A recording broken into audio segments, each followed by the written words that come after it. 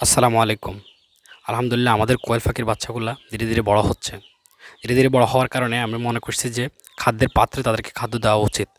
নিচে বস্তা অথবা ট্রের মধ্যে আর খাদ্য না দিয়ে চিন্তা করছি আজ ১ম দিন, আজকে থেকে তাদেরকে খাদ্যের বক্সে খাদ্য দেব। যথারীতি আমি ৩টি খাদ্যের বক্স নিয়েছি। খাদ্যের বক্স ৩টা নেওয়ার কারণ হচ্ছে যে আমার এখানে কোয়েল পাখির সংখ্যা কম।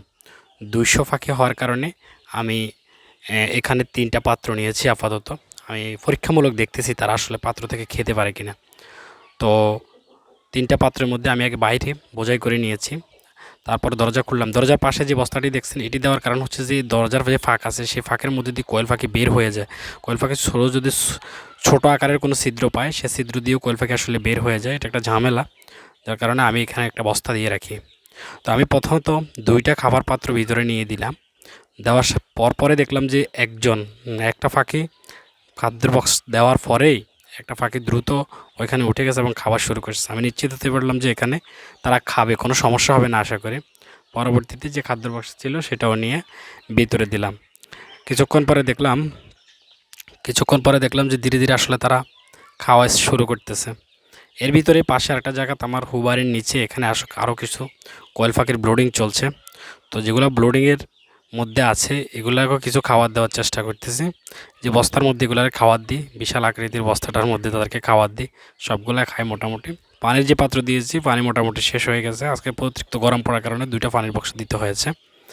এরপরে আমি মুরগির শেডে ঢুকলাম। মুরগির শেডে ঢুকে খাবার নিয়ে ঢোকার পরে মুরগিকে খাবার দিতেছি, কিন্তু আমি ভিতরে খাবার দিচ্ছি, মুরগি বাইরে দৌড়ে বাইরে চলে যাচ্ছে।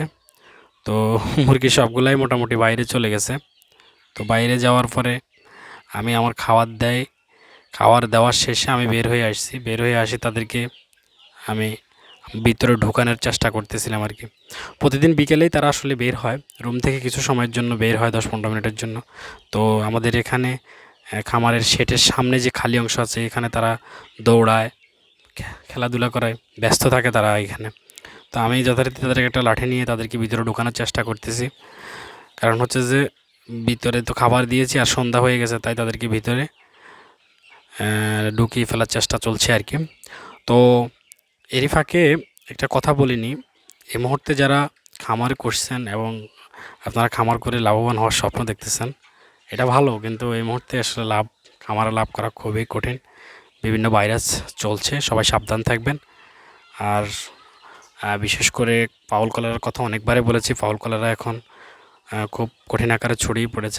আজকে একজন পুরাতন খামারি আমাকে কল দিছে যে তার খামারের প্রায় সবগুলো মুরগি ফাউল কলারায় আক্রান্ত। তো আপনারা সতর্ক থাকবেন। সতর্ক থাকলে ইনশাল্লাহ আশা করি ভালো হবে এবং আপনিও ভালো করতে পারবেন।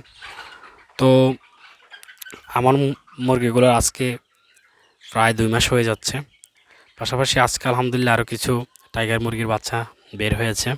অল্প কয়টা ডিম দিয়েছিলাম, 25টা ডিম দিয়েছি, তার মধ্যে থেকে প্রায় 11টার মতো বাচ্চা এখন চলে আসছে।